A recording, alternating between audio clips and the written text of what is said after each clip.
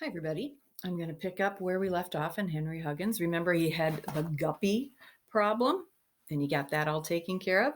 So now we're moving on to chapter 3, and this is called Henry and the Night Crawlers. When Henry came home from school one Friday late in September, he shook all his nickels and dimes and pennies out of a marble sack onto his bedspread. His expenses had been heavy, and he knew he did not have much money left. The first thing he'd done after finding Ribsy was to pay for his license and buy him a collar. Naturally, he didn't want his dog to eat from an old chipped dish, so he had spent 69 cents for a red plastic dish with DOG printed on it. This nearly exhausted his savings. He had spent his silver dollar on the guppies and all his allowance to take care of them. Then he'd sold the guppies for $7 and spent all seven for the tank and thermostat for the catfish. At breakfast this morning, his father had given him his weekly 25 cents. Besides that, he had 6 cents saved from last week's allowance. He also had a nickel he had found in the park.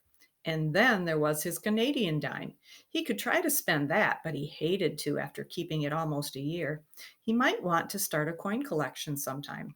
With the Canadian dime, he had 46 cents, not counting 9 cents he could get for 3 old milk bottles he had found in a vacant lot on the way home from school.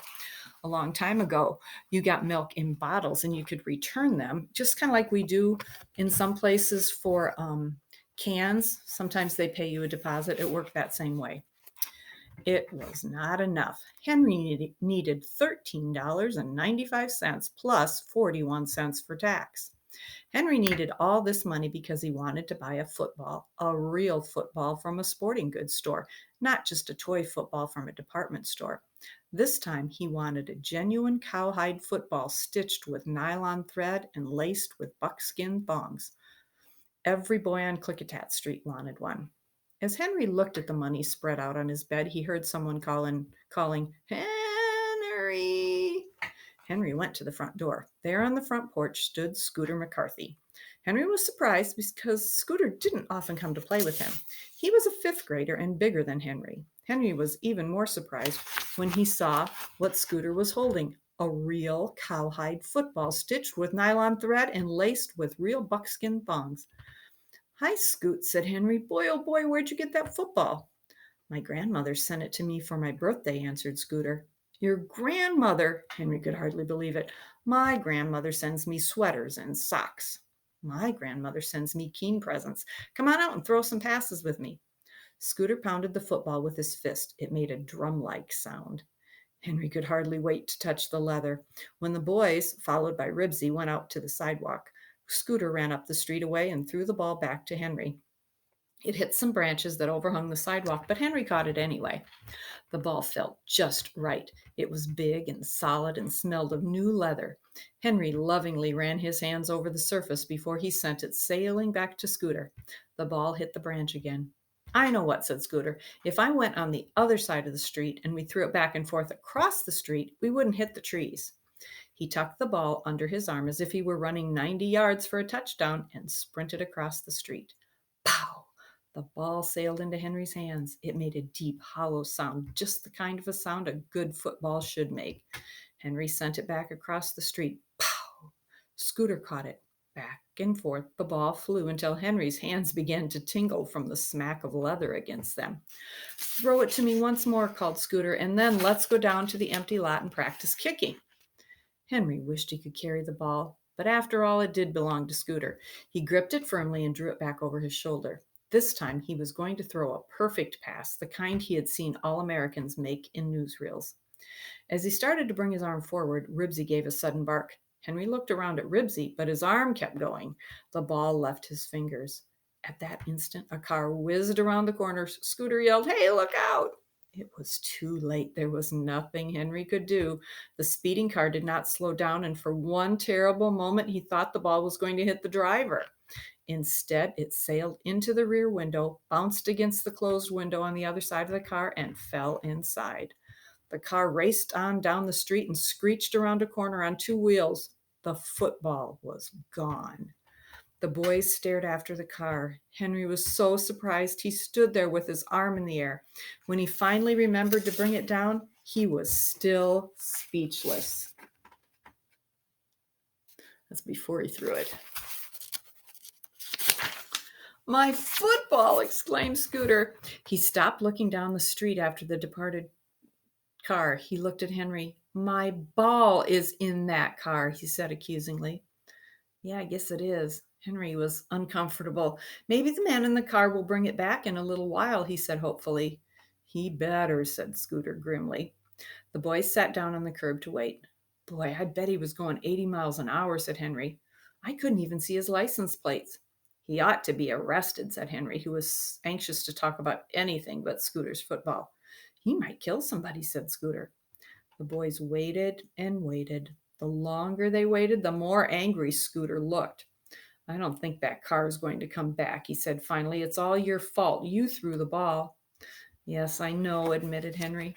"But it wasn't my fault that Ribsy barked and that old car came by just then." "You shouldn't have thrown it," Scooter scowled darkly. "I couldn't help it," Henry scowled back. "I didn't even see the car until after I threw the ball. I couldn't catch it after I'd thrown it, could I?" "I don't care. You would have heard the car coming if that dumb dog of yours hadn't made so much noise.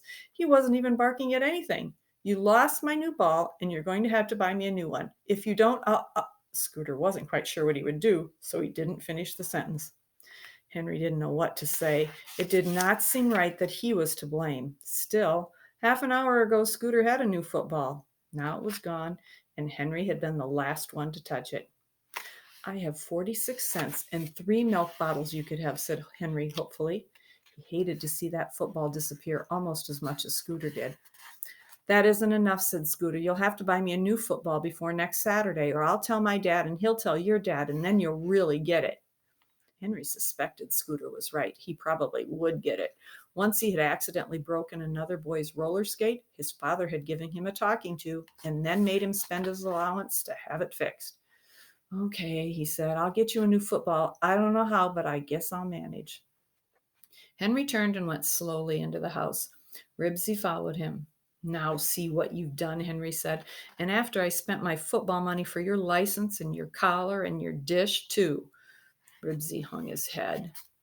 Now Henry was just twice as far from owning a real cowhide football with nylon stitching and buckskin lacings as he had been an hour ago. He was quiet the rest of the afternoon, and all through dinner he was thinking. "How about another piece of gingerbread?" his father asked. "No, thank you," said Henry absent-mindedly. "May I be excused, please?" "Why, Henry, don't you feel well?" Mrs. Huggins was surprised. Henry usually ate 2 pieces of gingerbread and a third if she let him.